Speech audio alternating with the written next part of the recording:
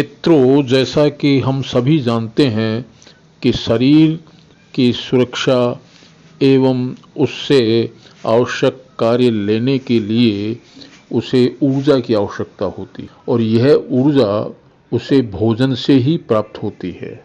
और मित्रों, यह एक सार्वजनिक विदित तथ्य है कि एक जीव को भोजन दूसरे जीव के भक्षण से ही प्राप्त होता है।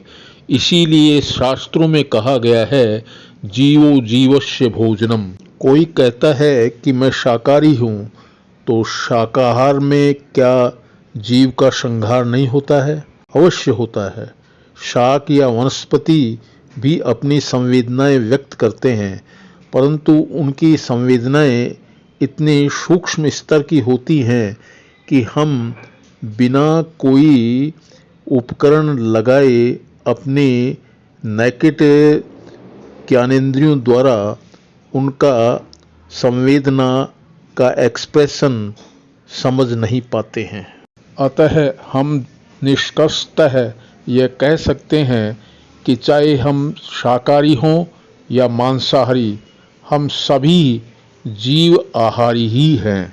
मित्रों, मनुष्य सर्वाहारी प्राणी है, अर्थात उसके दांतों की संरचना इस प्रकार की है कि वह मांस एवं शाक दोनों का ही भक्षण करने योग्य है। मित्रों, शाकाहार एवं मांसाहार प्रमुखतः दो कारकों पर निर्भर करता है। प्रथम कारक है तुलनात्मक आपूर्ति। यदि निवास स्थान के भूभाग में पशुओं एवं मछलियों की बहुतायत है तो मांसाहार को प्राथमिकता दी जाएगी। राहुल सांकृत्यायन अपनी पुस्तक महामानव बुद्ध के पृष्ठ संख्या 79 पर कहते हैं, बंगाल के जलाशयों में साल भर पानी भरा रहता है, मछलियां वहां सुलभ हैं। इसलिए अहिंसा के जबरदस्त प्रचारक वैष्णवों ने भी मछली को आमिष में नहीं बल्कि निरामिष भोजन में गिन लिया। द्वितीय कारक है व्यक्ति का कार्यक्षेत्र। यदि व्यक्ति भक्ति मार्ग में प्रवृत्त है तो उसे सात्विक भोजन ही पसंद करना होता है, और यदि तामसिक कार्य करता है तो उसे तामसिक भोजन ही करना होता है। अब हम इस प्रश्न पर आते हैं कि क्या भगवान बुद्ध मांसाहार करते थे? जैसे राहुल जी ने बंगाल का उदाहरण प्रस्तुत किया, ठीक इसी प्रकार भारत के जितने भी तटवर्ती प्रदेश हैं वहाँ मछलियाँ बहुतायत रूप से पाई जाती हैं। तो ऐसी स्थिति में जब मांस मछली इतना सुलभ हो और महल से झोंपड़ी तक सभी जगह वह रोज भोजन के लिए तैयार किया जाता हो, तो भिक्षावृत्ति रखने वाले भिक्षुओं को सामिष भोजन से बचना मुश्किल था। इसलिए बुद्ध ने हिंसा का विरोध करते हुए भी सामिष आहार को अभक्ष्य नहीं बतलाया था। वह स्वयं भी मांस भोजन से इनकार नहीं करते थे। इसकी कई घटनाएं उनके जीवन में मिलती हैं, जिनमें से दो प्रमुख घटनाओं का उल्लेख यहाँ किया जा रहा है। प्रथम घटना, बुद्ध के समय वैशाली एक आदर्श, बलशाली और वैभवशाली गणराज्य था। वहाँ का सेनापति सिंह अपनी वीरता के लिए बहुत ख्याति रखता था। वह ख्याति बिल्कुल ठीक थी, क्योंकि सिंह के नेतृत्व में वैशाली के लिच्छवियों की सेना अपने समय के भारत के सबसे शक्तिशाली राजा अजातशत्रु के दांत खट्टे करती रहती थी। सिंह सेनापति पहले जैन था, पीछे बुद्ध के उपदेशों को सुनकर बौद्ध हो गया। उसने भगवान और संघ को भोजन के लिए निमंत्रण दिया। स्वीकृति पाने पर सिंह सेनापति ने एक आदमी से कहा, हे आदमी, जा तू तैयार मांस को ढूंढ ला। सिंह सेनापति ने फिर घर में उत्तम खाद्य भोज तैयार किया। भगवान भिक्षु संघ के साथ पूर्वाह्न के समय सिंह सेनापति के घर जाकर बिछे आसन पर भोजन के लिए बैठे। भोजन में मांस भी था। जैन साधु सिंह सेनापति के अपने पंथ से बिटल जाने से बहुत नाराज थे। इसकी कसर निकालने के लिए वह मुस्तैद हो गए और वैशाली में एक सड़क से दूसरे सड़क पर, एक चौराहे से दूसरे चौराहे पर बाँह उठा के चिल्लाते फिरते थे। आज सिंह सेनापति ने मोटे पशुओं को मारकर श्रमण गौतम के लिए भोजन पकाया। श्रमण गौतम जानबूझकर अपने ही निमित्त तैयार किए मांस को खा रहा है। सिंह सुत अगुत्तर 8122। बुद्ध ने सिंह के भोज में मांस जरूर खाया, पर वह उनके लिए मारे हुए पशु का मांस नहीं था, बल्कि हाट में बिकता कसाई का मांस था।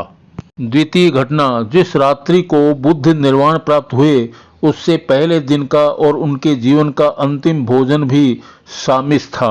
बुद्ध कुशीनारा आधुनिक कस्बा जिला देवरिया के पास के पावा कस्बे में चुंद सुनार के बगीचे में ठहरे हुए थे। पावा संभवतः पड़रोना के पास का पप्पूर गांव है, जो पावापुर का बिगड़ा हुआ रूप है। चुंद ने उस दिन भोजन के लिए भारी तैयारी की थी और न बहुत तरुण न बहुत जूने 1 वर्ष बड़े सुअर का मांस सूकर मार्दव बनवाया था। बुद्ध ने भिक्षु संघ के साथ चुंद के दिए भोजन को ग्रहण किया और उसे आशीर्वाद देकर चले आए। वृद्ध शरीर तो था ही और कुछ ही महीनों पहले एक बड़ी बीमारी से उठे थे, इसलिए पेचिश की शिकायत हो उठी। लेकिन बुद्ध कुशीनारा में निर्वाण प्राप्त करने का निश्चय कर चुके थे और पौन योजन यानी 6 गव्यूति के मार्ग को 20-25 स्थानों में विश्राम लेते मध्याह्न से चलकर सूर्यास्त के समय कुशीनारा पहुंचे। अंतिम सैया पर लेटे बुद्ध को चुंद के भोजन का ख्याल आया।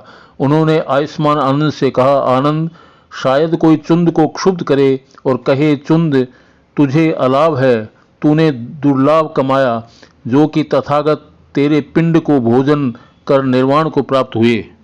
आनंद, तुम चुंद की इस चिंता को दूर करते कहना, बाबू, लाभ है तुझे, तूने लाभ कमाया, जो कि तथागत तेरे पिंड को भोजन कर निर्वाण को प्राप्त हुए।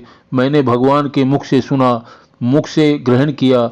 ये दोनों पिंड एक समान, एक फल और विपाक वाले हैं। वह दूसरे पिंडों से महाफलप्रद और श्रेष्ठ हैं। कौन से दो? एक, जिस पिंडों को भोजन कर तथागत बुद्धत्व प्राप्त हुए, और दूसरा, जिस पिंड को भोजन कर तथागत निर्वाण को प्राप्त हुए। राहुल जी कहते हैं, सिंह सेनापति और चुंद के भोजों से स्पष्ट है कि बुद्ध निरामिष भोजी नहीं थे। कुछ विद्वानों का मानना है कि भगवान बुद्ध ने सूअर का मांस नहीं खाया था। यह सूकर मद्दव असल में मशरूम था, जैसे कि अश्वकंद है, हाथी कंद है, जैसे महिष कंद है। यदि कोई यह कहे कि अमुक व्यक्ति ने लेडीज फिंगर की सब्जी खाई है, तो इसका हिंदी अर्थ कोई लगाए तो ये होगा कि उसने किसी औरत की अंगुलियों को खाया है, तो ये निरर्थक बात होगी। बुद्ध घोष, जो कि भगवान बुद्ध की मृत्यु के 1000 साल बाद में पैदा हुआ था, ने अपनी पुस्तक सुमंगल विलासिनी में पहली बार सूकर मद्दव का उल्लेख किया है, जबकि पाली भाषा में मांस को मंस कहा जाता है, मद्दव नहीं। परंतु यह तो निर्विवाद सत्य है कि भगवान बुद्ध मांसाहारी थे। मित्रों, अब हम भगवान बुद्ध के अहिंसा पर व्यावहारिक दृष्टिकोण पर विचार करते हैं। मित्रों, अहिंसा परमो धर्म है। यह एक जैन सिद्धांत है, यह बौद्ध सिद्धांत नहीं है। बुद्ध जीव हिंसा करने की चेतना और जीव हत्या करने की आवश्यकता में भेद करना चाहते थे। जहाँ जीव हत्या करने की आवश्यकता थी, वहाँ जीव हत्या करना मना नहीं था। मित्रों, भगवान बुद्ध का एक साला देवदत्त था। वह बुद्ध का उत्तराधिकारी बनना चाहता था, परंतु बुद्ध ऐसा नहीं चाहते थे, अतः वह बुद्ध का बैरी बन बैठा। उसने भिक्षुओं को तंग करने के लिए 5 नियमों का प्रस्ताव भगवान बुद्ध के समक्ष रखा, जिसमें 5वां था कि भिक्षु जिंदगी भर मछली मांस न खाए। जो मछली मांस खाए उसे दोष है। इसका विवरण विनय पिटक के चुल्लबग्ग संघ भेदक स्कंद में दिया हुआ है। भगवान बुद्ध ने इसे अस्वीकार करते हुए कहा कि अदृष्ट, अश्रुत और अपरिसंकित 3 प्रकार से परिशुद्ध मांस के खाने की भी मैंने अनुमति दी है। इस त्रिकोटि परिशुद्धि से तात्पर्य है, मेरे लिए मारा गया ऐसा न देखा, न सुना, न संदेह हुआ। इसमें 2 और जोड़े गए, एक तो किसी पशु की स्वाभाविक मृत्यु हो गई हो या वह किसी अन्य जंगली पशुओं द्वारा मारा गया हो। बुद्ध कहते हैं, विक्का विकासान बदामी चिटी कवा कम्मा विरोधी पापकान, अर्थात इरादा पूरे विस्तृत दुनिया में सबसे महत्वपूर्ण पहलू है। यदि आपका अच्छा काम करने का इरादा गलत था तो वह एक पाप होगा। मित्रों, मेरा वीडियो बनाने के पीछे केवल मात्र यही उद्देश्य है कि आप विवेकी जन इस संबंध में और शोध करें तथा सत्यासत्य का निर्णय कर हम सभी को अवगत कराने की कृपा करें।